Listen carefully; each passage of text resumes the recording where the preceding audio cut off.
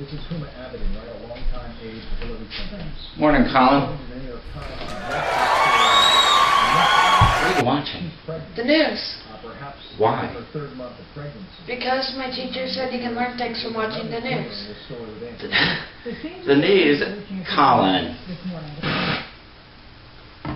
I learned most of my important lessons from watching cartoons.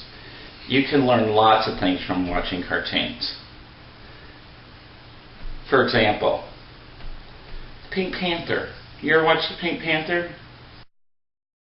Hey, the guy is quiet but confident. Doesn't say a whole lot, but the guy is confident enough in his own manlyhood to wear pink.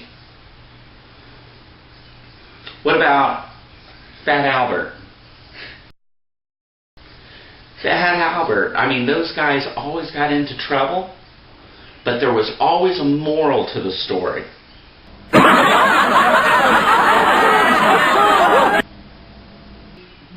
And, well, what about, for example, Fred Flintstone? Fred Flintstone would teach you that you marry a woman you love. Look at Fred.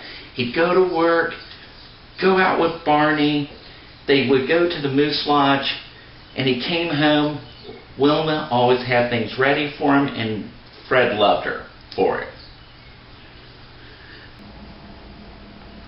And, gosh, what about SpongeBob? You know what SpongeBob taught you, or can teach you? What? Get a job you love. Look at SpongeBob. He loves working at the Krusty Krab. He's so happy to go to work. Don't you want a job like that? Don't you want that kind of job where you're so happy to go to work? Sort of. And Scooby-Doo.